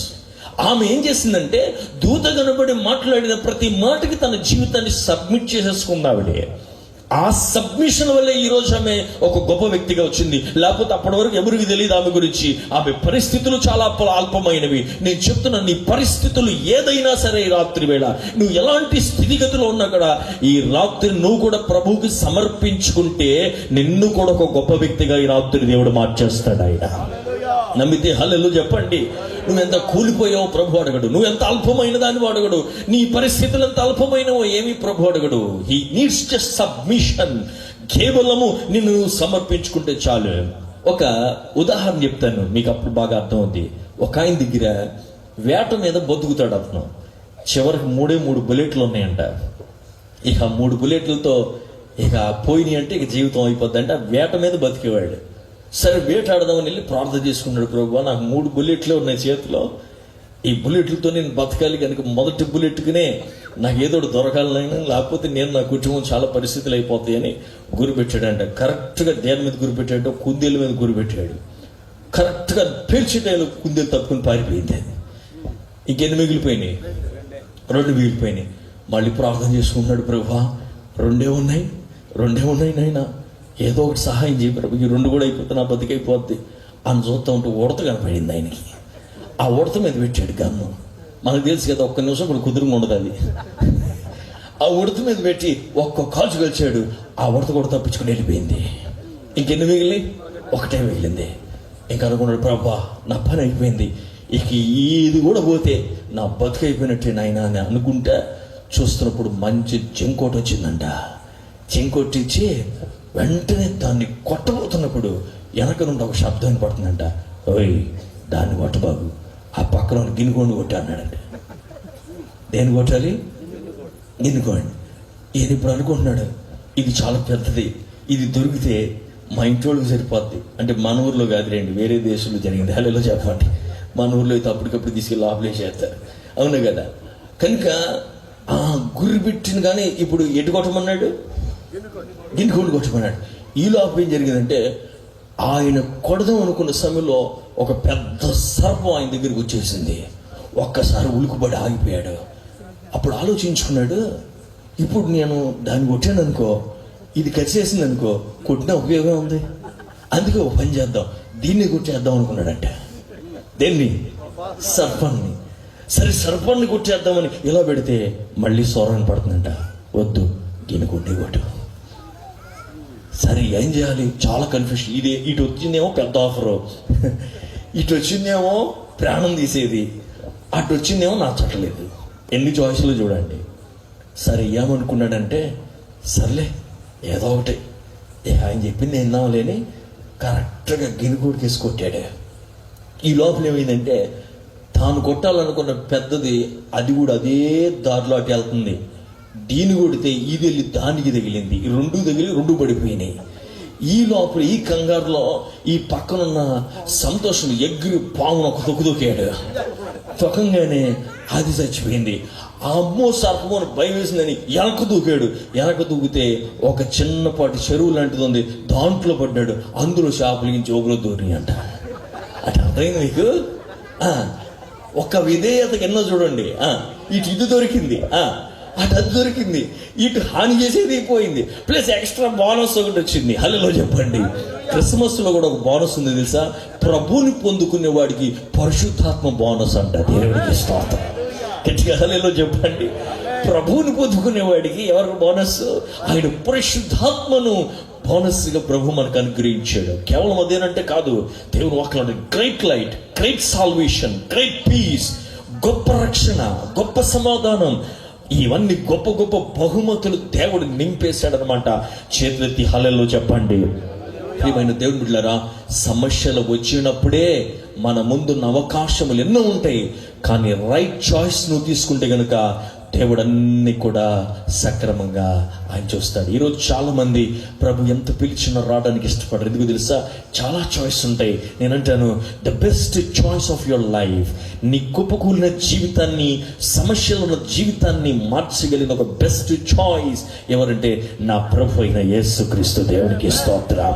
ఇన్ని చాయిస్ మధ్యలో నేను కూడా ఎన్నుకుంది ప్రభునే. ప్రభు పాదాల దగ్గర పడి ఏడ్చాను, ప్రభు నా సంగతి ఏంటి, నాకేంటి అని అంటే ప్రభు ఒకటే అన్నాడు, నువ్వే భయపడకు. యెషయా 45:1, ఇదిగో కోరేషు చేపట్టుకున్నట్టు నేను ఈ చేపట్టుకుని ఈ రోజు నుంచి నడిపిస్తాను, నీ ముందర నేను నడుస్తాను, ఎనప ద్వారాలు గరగొడతాను, నడు అన్నాడంతే. ఆ రోజు మొదలుపెట్టిన నడక ఈ రాత్రి నా ముందు నడుచుకుంటా ప్రభు ఈ రాత్రి స్టేజ్ ఎక్కించుకొని నిలబెట్టాడు. దేవునికి స్తోత్రం. కొంచెం గట్టిగా హల్లెలూయా చెప్పండి. చేయి విడిచిపెట్టలేదు. ఆ రోజు నుంచి ఈ రోజు వరకు కూడా ప్రభు ఆయన అంతకంటే గొప్ప ప్రతికూలత పరిస్థితులు వచ్చినాయి, ప్రమాదాలు వచ్చినాయి, రోగాలు వచ్చినాయి, ప్రతికూలతలు వచ్చినాయి. కానీ నిలబడగలిగామంటే కేవలం ఏంటి తెలుసా? ఆ ప్రభు వైపు చూడడం, ఆయనను ఎన్నుకున్న గొప్ప ఎన్నిక అన్నమాట. హల్లెలూయా.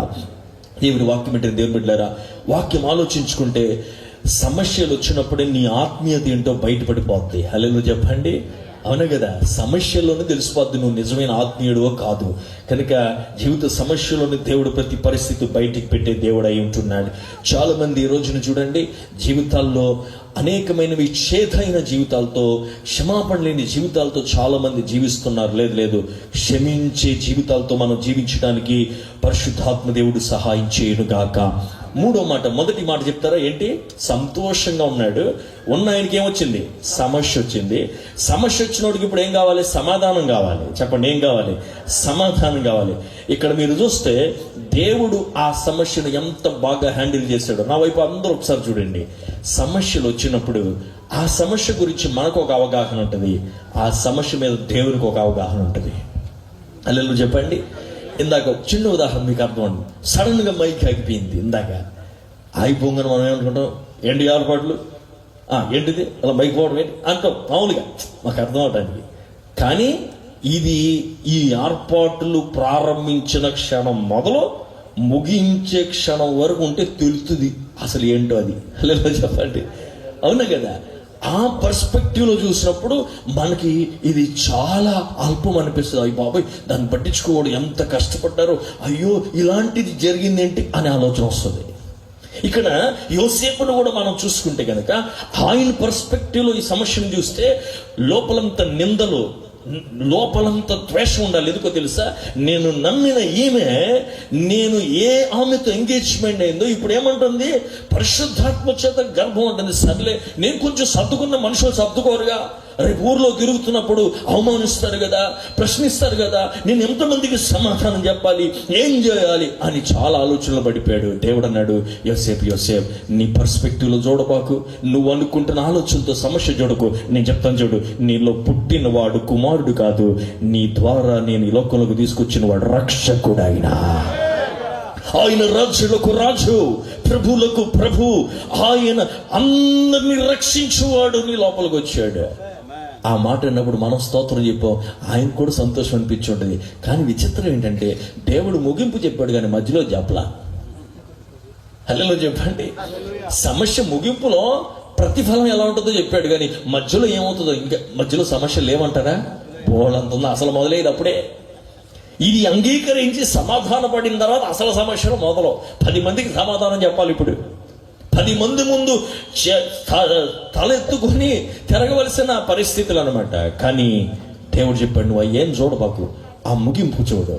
ఆ ముగింపు కొరకు మధ్యలో ఏదొచ్చినా కూడా నువ్వేం పట్టించుకోబాకు. ఎందుకు తెలుసా, నీ ప్రతి హింసించబడిన కాలాన్ని నేను హెచ్చించేదిగా మార్చేస్తానన్నాడు దేవుడైనా. చేతులెత్తి గట్టిగా హల్లెలూయా చెప్పండి. అందుకే కదా బహుమానం కొరకు కనిపెడుతూ ఆయన ఏం చేశాడంటే అవమానములను నిర్లక్ష్య పెట్టేశాడంట. ఆయన ఇవన్నీ పక్కన పడేశాడు. ఎందుకంటే రాబోతున్న గొప్ప బహుమానం కొరకు, రిసీవ్ చేసుకోబోతున్న ఆ గొప్ప బ్లెస్సింగ్ కొరకు అన్నమాట. యోసేపు కూడా అంతే. సమాధానం వచ్చేసింది. ఎవరి ద్వారా వచ్చింది సమాధానం? దేవుని ద్వారా. నీవు మాట చెప్పనా, నీ సమస్యను నీ పర్స్పెక్టివ్లో చూడబాకు. ఈరోజు నీ సమస్యలో దేవుని పర్స్పెక్టివ్ చూస్తే, నేను ఒక మాట చెప్పనా, ఈరోజు క్రిస్మస్ రోజున పరిస్థితులు లేక కాదు, ఎన్నో బాధలు ఉన్నాయి, సమస్యలు ఉన్నాయి, రోగాలు ఉన్నాయి, కొప్పుకూలిన పరిస్థితులు వచ్చి ఇక్కడ ఇంకా కూర్చొని ఆనందిస్తున్నామంటే కారణం, రేపు ఆనందించువాడు ఆల్రెడీ మనలో ఉన్నాడు కాబట్టి. రేపు దినమందు పరిస్థితులు మార్చగలిగిన వాడు మనలో ఉన్నాడు కాబట్టి, స్వస్థత తీసుకురాగలిగిన వాడు మనలో ఉన్నాడు, సమాధానం చెప్పగలిగిన వాడు మనతో ఉన్నాడు, రేపు జీవితంలో నడిపించగలిగిన వాడు మనలో ఉన్నాడు. అందుకే అదే మన ధైర్యం. అందుకంటాడు, ఈ నిరీక్షణ మనది ఎన్నడూను సిగ్గుపరచదు. చేతులెత్తి ఒకసారి హల్లెలూయా చెప్తారా?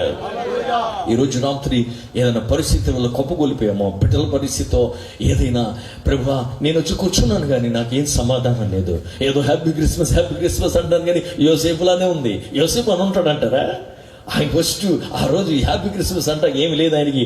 మొత్తం ఏంటి చెప్పండి, కన్ఫ్యూజన్, డౌట్, కలవరాలు, పరిస్థితులు అనమాట. ఈరోజు రాత్రి నువ్వు కూడా అదే పరిస్థితిలో ఉన్నావేమో. చివరిగా ఒక మాట దేవుడు నీతో చెప్పాలనుకుంటున్నాడు. ఏంటి తెలుసా, యోసేపు స్పందించినట్టుగా నువ్వు స్పందించమంటున్నాడు దేవుడు. గట్టిగా హల్లెలూయా చెప్పండి. ఎలా స్పందించాలంట? యోసేపు స్పందించినట్టు. ఎలా స్పందించాడు తెలుసా? యోసేపుకు పరిస్థితులు అర్థం కాకపోయినా, అసలు ఏం జరుగుతుందో అర్థం అవ్వట్లేదు. ఒక పక్కనేమో ఆవిడతో తోతంతా మాట్లాడేస్తున్నాడు, ఇటు పక్క చూస్తేనేమో ఈయనేమో నీతిమంతుడు అంతా బాగానే ఉన్నాడు. ఇప్పుడు ఎలాగని చాలా కన్ఫ్యూషన్, డౌట్లో ఉన్నాడు. అయితే దోత వచ్చింది, ఆయన అంగీకరించు, రిసీవ్ చేసుకోమరి నేను. దోత వచ్చి రాత్రి మాట్లాడి వెళ్ళిపోయింది. అన్ని బాగానే ఉన్నాయి కానీ ఏం అర్థం అవ్వట్లేదంట. హల్లెలూయా చెప్పండి. అన్ని చూస్తానికి బాగానే ఉన్నాయి కానీ ఏం అర్థం అవ్వట్లేదు. అసలు ఏమైపోతుందో, ఏం జరగబోతుందో, పరిస్థితులు ఎలా ఉంటాయో ఏమీ అర్థం కాని పరిస్థితుల్లో యోసేపు చేసిన గొప్ప పని ఏంటి తెలుసా? విశ్వాసము చేత, ప్రభు యందలి విశ్వాసం చేత తన అడ్డుకులు విశ్వాసంతో ముందుకేయటానికి తీర్మానం తీసుకున్నాడు. దేవునికి స్తోత్ర. చేతులెత్తి హల్లెలూయా చెప్తారా? గట్టిగా హల్లెలూయా చెప్తారా? ఇంకొక మాట మాకు బాగా నచ్చింది. ఒకటి తీర్మానం తీసుకున్నట్ట, నా హక్కుల గురించి దేవుడి సన్నిధిలో దేనికి పోరాడడం, నా హక్కులన్నీ పక్కన పెట్టేసి ప్రభు మీద విశ్వాసంతో ముందుకెళ్ళిపోతాను అనుకున్నాడు. బైబిల్లో విశ్వాస వీరులు చాలా మంది కనబడతారు. దాంట్లో నోవాహు నాకు బాగా ఇష్టం, సమయం లేదుగా. ఆ నోవాహు దేవుని యందు విశ్వసించి ఓడ కట్టేసాడు. స్టీరింగ్ లేదు, డ్రైవర్ లేడు, ఎటు వెళ్తుందో తెలియదు. పడవ లోపల చూస్తే మొత్తం జంతువులను లోపల తీసుకొచ్చి లోపల పెట్టాడు. ఒకటి పడని, ఒకటి నచ్చని, లోపల భోజనం ఉంటుందో లేదో తెలియదు. మొత్తం అంతా గందరగోళం అనుకున్నాడు. కానీ వాక్యం చదివితే ఎక్కడ ఒక గందరగోళం లేదు, రోగం లేదు, ఇన్ఫెక్షన్ లేదు, కరువు లేదు, బాధ లేదు. చేతులు తెలియదు చెప్పండి. ఒకటి కొట్టుకున్నట్టు లేవు. అయ్యా నువ్వేమో భోజనం చేసావా, నువ్వు నోవాహు అంటే నాకేంటి సూపర్ భోజనం, రోజు క్వాలిటీ భోజనం. ఎందుకంటే ఈరోజు బాతుకొట్టు, రేపు కోడికొట్టు, ఇవాళ మేకపోలు, రేపు ఆవుపాలు, లోపల ఎంత సూపర్గా ఉందన్నాడు. హల్లెలూయా చెప్పండి. ఎక్కడికి వెళ్ళిపోతున్నావు నాకేం తెలియదు, నమ్మానంతే, కట్టేసి లోపలికి వెళ్ళమని వెళ్ళిపోయి తలిపేసి నీ లోపల ఉన్నా అంతే. చివరికి బయటకు వచ్చాడు లేదా? వచ్చినప్పుడు ఏం ఇన్ఫెక్షన్ లేదు, లోపల రోగాలే లేవు, కన్ఫ్యూషన్ లేదు, ఒకటి చంపుకున్నట్లేదు. ఎంత దాస్తమైన మొదలుకొని కూర్చుంది లోపల. ఎంతటి బలమైన సింహమైన మేఘం చూస్తుంది. మన ఇద్దరు ఫ్రెండ్స్ మన ఇద్దరు పక్కనే ఉన్నాం ఇన్ని రోజుల దాకా. మన ఇద్దరు ఏంటంటే ఫ్రెండ్స్ స్వభావాలు మార్చుకుని అన్ని సెట్ అయిపోయి కూర్చున్నాం లోపల. హల్లెలూయా చెప్పండి. విశ్వసించు, నీ జీవితంలో కూడా ప్రభు అటువంటి కార్యాలు చేస్తాడు. ఆయన నమ్మిన వారికి దేవుడు తన మహిమను చూపిస్తాడు. నా పెళ్ళైన తర్వాత డాక్టర్ నన్ను నీకు బిడ్డలు పుట్టరు అన్నాడు. నా భార్యకు ఆపరేషన్ చేశారు, జీవితంలో బిడ్డలు పుట్టరు అన్నాడు. కానీ నేను నమ్మింది దేవుని వాక్యాన్ని. నా ప్రయాణం ప్రారంభించింది విశ్వాసంతో. నమ్ముట నీ వలన అయితే నమ్మువానికి సమస్తము. ఒకరోజు గుళ్ళో చెప్పాను, ఈ సంవత్సరం ప్రభు నాకు ఒక బాబునిస్తాడు, అతని పేరు ఏలియా. అందరూ ఆశ్చర్యపోయారు. అక్టోబర్ 21వ తారీఖు 2011లో ప్రభు నాకు కుమారునిచ్చాడు. ఇప్పుడు 14 సంవత్సరాల వయసు. దేవునికి స్తోత్రం. బైబిల్ వాక్యం ఉంటుంది, మనం అడుగు వాటికంటేను, ఊహించు వాటికంటేను. అచ్చా, నేను ఒక్కడిని అడిగితే ప్రభు నన్ను 1 కాదు 2 తీసుకో అన్నాడు. ఇంకొకటి ఇచ్చాడు, ఆడి పేరు జాన్. ఆడి 8 సంవత్సరాల వయసు. మన దేవుడు చాలా గొప్పవాడు. విశ్వాసంతో అడుగులు వేసినప్పుడు ఎంతమంది దైవజనులు ఉన్నారో వారందరు స్టోరీస్ అడగండి. బయలుదేరి వచ్చిన రోజున ఏమీ లేదు, విశ్వాసం తప్ప. సంచులు వేసుకుని వచ్చిన ఆ రోజు, ఈ రోజు వెనక్కి తిరిగి చూస్తే ఏం కొదు ఉంది? విశ్వాస పొడుగులు వేసిన తర్వాత ప్రభు నడిపించిన రీతి చూడగా కంటికి కనబడనిది, చెవికి వినబడనిది, మనసు నాకు అర్థం కాంది. చేతులైతే హల్లెలూయా చెప్పండి. హల్లెలూయా. మా నాన్నగారు పాలకులు వస్తూ ఉండేవారు. ఎందుకంటే అప్పుడు పాస్టర్ గారు ట్రాన్స్లేట్ చేయడానికి, సహాయం చేయడానికి వచ్చాడు. ఆ రోజుల్లో ఆయన చాలా కష్టపడి బళ్ళు వేసుకుని వచ్చాడు. నేను సుఖంగా కారు వేసుకొచ్చాయి రాత్రి. హల్లెలూయా చెప్పండి. ఆయన 30 ఎప్పుడు పడి అప్పుడు రోడ్లు కూడా లేవు, కైకులు రోడ్లు ఇవన్నీ బాగా గోతులు, కష్టపడి వచ్చేవాడు ఆయన. ఈ రోజు రాత్రి నేను హ్యాపీగా పక్కన కూర్చుని ఇంకోటి దారితో కూర్చుని వచ్చే దేవుడు విడిచిపెట్టల. విశ్వాస అడుగులతో ముందుకు వచ్చిన ఆ రోజు నుంచి ఈ రోజు వరకు ఎక్కడా సిగ్గుపరచలేదు ఆయన. స్తోత్రం. ఆ పితరులు సంచరించిన ప్రాంతాల్లో, విత్తిన ప్రాంతాల్లో, కన్నీళ్లు గార్చిన ప్రాంతాల్లో వారి కుమారులు ఈ రాత్రి నిలబడుతున్నామంటే అది దేవుడు గొప్ప భాగ్యం. వారి విశ్వాసంతో నడిచిన నడక యొక్క ప్రతిఫలం మాలో ఏం లేదు. రాత్రి వేళ ఎంత అద్భుతంగా స్పందించాడో చూడండి. ఈరోజు రాత్రి వేళ ప్రభు అది నీ చేతిలో కోరుకున్నాడు. కుప్పకూలిపోయిన నీ జీవితాన్ని రాత్రి నిలబెట్టగలిగిన సర్వశక్తుడు. ఒక చిన్న ఉదాహరణ చెప్పి నేను ప్రార్థన చేస్తాను. ఒక వ్యక్తి ఒక రోజు అందరూ క్రిస్మస్ మీటింగ్కి వెళ్ళిపోయారు. ఇతను మాత్రం ఇంట్లో కూర్చున్నాడు. ఇంట్లో కూర్చున్న తర్వాత ఏం జరిగిందనంటే, ఒక పక్షి, ఆ బాగా చలి ప్రాంతం అనమాట, చలిని భరించలేక ఆ పక్షి ఎగురుకుంటూ వచ్చి ఆయన ఇంటి అద్దాన్ని గుద్దుకుంటా ఉంది. పాపం దానికి అర్థం కావట్లా. ఈ లోపల కూర్చొని దాన్ని ఏదో ఒక రకంగా బతికించాలనుకుంటున్నాడు. సర్లే బతికిద్దామని ఆ పెట్ట దగ్గరికి వెళ్ళేపాటికి ఆ పెట్ట పారిపోయి పొదల్లోకి వెళ్ళిపోయింది. పొదలోకి వెళ్ళిపోయిన తర్వాత ఆ పొదలోంచి లాగుదామని చాలా ప్రయత్నం చేస్తుంటే ఈయన అంటాడు, నువ్వు నా అద్దం దగ్గరకు వచ్చి గుద్దుకున్నావు కదా, లోపలికి రావాలని ఎంతో ఆశపడ్డావు కదా, నేను నీకు సహాయం చేద్దా కొద్ది నువ్వు దూరం వెళ్ళిపోయి ఇంకా ఆ మూలకొచ్చలోకి వెళ్ళిపోయావేంటి అని అంటూ ఒక మాట అన్నాడంట. అబ్బా, నేను ఆ పెట్టనై ఉంటే బాగుండేది, నేను చెప్పేది దీనికి అర్థమయ్యేది కదా అన్నాడంట. అని అంటూ ఉండగా ఆ రోజు క్రిస్మస్ గంట ఒకటి మోగుతా ఉంది.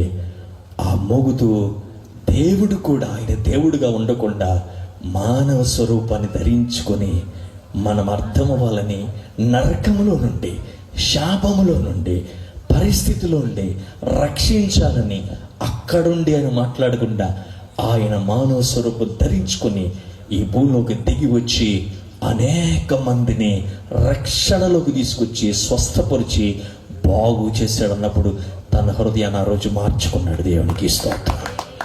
ఈరోజు అదే ప్రభు నీ దగ్గర నుంచి కోరుకుంటున్నాడు. ఎన్ని సంవత్సరాల నుంచి దేవుడి కూడికలు పెడతా ఉన్నాడు. ఎంతో మంది దైవజనులు తీసుకొచ్చి వినిపిస్తా ఉన్నాడు. ఎందుకో తెలుసా? నువ్వు ఆ నరకంలోకి వెళ్ళిపోకూడదని, ఆ పరిస్థితిలోకి వెళ్ళిపోకూడదు, ఇంకా శాపకరమైన పరిస్థితిలో నువ్వు జీవించకుండా ఉండాలనే ప్రభు ఆయన స్వరం వినిపిస్తుంటే, అయ్యో నిన్ను రక్షించడానికి వస్తున్నాయని విడిచిపెట్టి వెళ్ళిపోయి ఆ పొదలోకి వెళ్ళిపోతున్నావు. బైబిల్లో ఒక అద్భుతమైన మాట ఉంటుంది కదా, వివాహానికి ఆహ్వానించబడ్డారంట. వివాహాన్ని ఆహ్వానిస్తే వివాహ పత్రిక ఇచ్చిన వాళ్ళు చంపారంట. అది ఎక్కడ చదవాలి? నేను బైబిల్లో చదివా. ఆహ్వానించినోడు చంపారంట అండి. అసలు ఎక్కడ జరిగింది అది? అయితే ఆహ్వానించినోడు వదిలిపెట్టలా. ఎందుకు తెలుసా? శ్రేష్టమైన వారిని పిలిచాడు, వాళ్ళు ఎవరు రావట్లా. కొంతమందికి పత్రికలు ఇస్తే పత్రికలు ఇచ్చినోడు చంపాడంటే, తర్వాత అనుకున్నాడు ఇలా కాదు, ఇదిగో రోడ్డు మీద తిరిగే వాళ్ళు అందరూ పిలిచేయండి రా అన్నాడంట. వాళ్ళందరూ వచ్చేసారు. ఆ గుంపులో మనం ఈ రాత్రి దేవునికి స్తోత్రం. అందరూ కూర్చున్న తర్వాత ఆ పెళ్లిలో ఒక ప్రత్యేకత ఉంది. వస్త్రం వేసుకోవాలి. ఏ వస్త్రం? పెళ్లి వస్త్రం వేసుకుని కూర్చోవాలి. అదొక్కటే రిక్వైర్మెంట్. అక్కడ అందరూ వచ్చేసారు కదా, పిలిచాడు కదా, అందరూ వచ్చి కూర్చున్న తర్వాత ఆ రాజుగారు చూస్తుంటే ఒక్కడు కనబడుతున్నాడు. ఏం లేదు, అడిగి పెళ్లి వస్త్రం లేదు. వెంటనే అడిగాడు, ఏది వస్త్రం ఏది? అన్నీ ఉన్నాయి, పిలిస్తే వచ్చి బాగానే ఉంది, కానీ దానికి ఒక రిక్వైర్మెంట్ ఉంది. ఆయన ఏమనుకున్నాడంటే, రాజుగారు భోజనంలో సూపర్ ఫుడ్ ఉంటుంది, సూపర్ ఫెసిలిటీస్ ఉంటాయి, అక్కడ ఈ జీవితంలో లేని దాన్ని పొందేసుకుందామని వచ్చి కూర్చున్నాడు. ప్రభు ఎన్ని పొందుకున్నావు మంచిదే, కానీ దీనికంటే మించింది నువ్వేం ధరించుకోవాలి? పెళ్లి వస్త్రం ధరించుకోవాలి. లేదుగా ఇదిగో ఈయన పట్టుకొని కట్టేసి తీసుకెళ్ళి అగ్నిలో పడేయండి రా అన్నాడట. దేవుని వాక్యం ఏంటంటే, దేవుని బిడ్డలారా, ఆ పిలుపే ఈ రాత్రి దైవజనంగా మేము పిలుస్తున్న పిలుపు. హల్లెలూయా చెప్పండి. ఈ పిలుపు ఆగిపోద్ది ఒక రోజున. ఎందుకు తెలుసా? పెండ్లి కుమారుడు త్వరగా రాబోతున్నాడు. ఆయన ఆ పెండ్లి కుమారుడు వచ్చి తీసుకెళ్ళిపోయిన తర్వాత ఆయన చూసేది ఎవరినో తెలుసా? ఆ రక్షణ వస్త్రం ధరించిన ప్రతి ఒక్కరిని గమనిస్తాడు ఆయన. అయ్యా నేను ఎన్నో కొడుకులు వచ్చానయ్యా, ఎంతో చేశాను, నాకైనా అవసరం, నాకు కనపడాల్సింది రక్షణ వస్త్రం. అది కనబడితేనే దేవుడు ఆ విందులో నువ్వు పాలు భాగస్తులు అవుతావు. చేతులెత్తి హల్లెలూయా చెప్తారా? ఈరోజు రాత్రి వాళ్ళు ఎందుకు మాట చెప్తాను తెలుసా? నీ కుప్ప కూలిపోయిన యోసేపు జీవితాన్ని దేవుడు తిరిగి కట్టి నిరీక్షణ ఇచ్చి నిలబెట్టి చరిత్రలో ఒక గొప్ప వ్యక్తిగా దేవుడు మార్చి ఏమంటే ఘనత తీసుకొచ్చిన అదే ప్రభు ఈ రాత్రి కుప్పకూలిపోయిన నీకు కూడా అదే మాట చెప్తున్నాడు దేవుడనే. నువ్వు ఎంత కుప్పకూలిపోయినాడు అయినా ఈ రాత్రి నీ దగ్గర నుంచి ప్రభు ఏం కోరుకోవట్లా. ప్రభు అన్నాడు, ఉన్న పోటన ఆయన దగ్గరికి వచ్చేసి ప్రభా నువ్వు నన్ను రక్షించడానికే కదా వచ్చావు. నేను ఒక స్టోరీ చెప్పి ముగిస్తాను, ఎందుకంటే ఇది మీకు బాగా అర్థమవుతుంది, అందుకని అది చెప్పి ప్రార్థన చేస్తానండి. ఒక రాజుగారు ఉండేవాడు పర్షియా దేశంలో. చాలా మంచోడు ఆయన, చాలా జ్ఞానం కలిగిన రాజు. పరిపాలిస్తూ ఈయన ఏం చేసేవాడంటే మధ్య మధ్యలో ప్రజల యొక్క క్షేమాన్ని గమనిస్తూ ఉండేవాడు, ఎలా ఉంటున్నారు ఏంటి అనేది. ఒకరోజు ఏం చేశాడంటే రాజు అడుక్కునేవాడు వేషం ధరించుకొని వెళ్ళాడంట. అడుక్కుని వేషం ధరించుకొని వెళ్తే ఒక బ్రిడ్జి కింద ఒక మనుష్యుడు అలాంటి పరిస్థితిలోనే ఉన్నాడు. అతని దగ్గరికి వెళ్ళి, అయ్యా నాకు ఆకలిస్తుంది, ఏమైనా పెడతావా అన్నాడంట. ఆ అడుక్కునేవాడు ఆ బ్రిడ్జి కింద కొన్ని మొక్కలు తీసుకొచ్చి ఇచ్చాడంట. ఆ బాగా మురికున్న ప్రాంతంలో ఉంటున్నాడు. ఇస్తే అవి తినేసి వెళ్ళిపోయాడు. నెక్స్ట్ రోజు రాజవస్త్రం ధరించుకుని వచ్చాడు రాజుగారు. వచ్చి ఇదిగో నీ దగ్గరికి వచ్చి అడిగింది ఎవరు తెలుసా? రాజు అయిన నేనే అన్నాడంట. అనగానే ఈ రాజు ఏమనుకుంటున్నాడంటే, రేపు నేను రాజవస్త్రం వేసుకుని వెళ్ళినప్పుడు ఈ వ్యక్తి నన్ను ఏదో ఒకటి అడుగుతాడు, ఎందుకంటే నేను రాజును కదా అని అనుకున్నాడంట. కానీ ఈ రాజుగారు అక్కడికి వెళ్ళిన తర్వాత ఆ రాజుగారు చాలా ఆశ్చర్యపడి ఏమన్నాడు తెలుసా? ఇతను ఏమన్నాడు తెలుసా? అయ్యా నువ్వు ఎంత గొప్పడు అయ్యా, నువ్వు అంతటి మంచి సింహాసనము రాజభవనాన్ని విడిచిపెట్టి నాలాంటి వస్త్రం వేసుకుని నా దగ్గరికి వచ్చావు, నిన్ను అడిగిన వాళ్ళందరికీ నువ్వు ఇచ్చావు, నువ్వు చాలా గొప్పవాడివయ్యా. కానీ నేనిచ్చిన భోజనం తిని నేనుండే ఈ మురికి ప్రాంతంలోకి వచ్చి జీవించి నిన్ను నీకుగా నాకు ఇచ్చుకున్నావు చూసావయ్యా, అందుకు నీకు వందనాలు అన్నాడట. గట్టిగా హల్లెలూయా చెప్పండి. ఏమన్నాడు? నిన్ను నీవుగా నాకు ఇచ్చేసుకున్నావయ్యా, అవన్నీ వదిలిపెట్టేసుకుని నాలాగా మారిపోయి నా పరిస్థితులకు వచ్చి నేను ఇచ్చింది నాలా మారిపోయి ఎంత గొప్పవాడివయ్యా అన్నాడట. ప్రభు చేసింది కూడా అదే. ధనవంతుడై ఉండి కూడా ఆయన ఏమయ్యాడంట? దరిద్రుడుగా. మనము ధనవంతులు అవ్వాలని. హల్లెలూయా చెప్పండి. తల్ల వచ్చండి, ప్రార్థన చేసుకుందాం.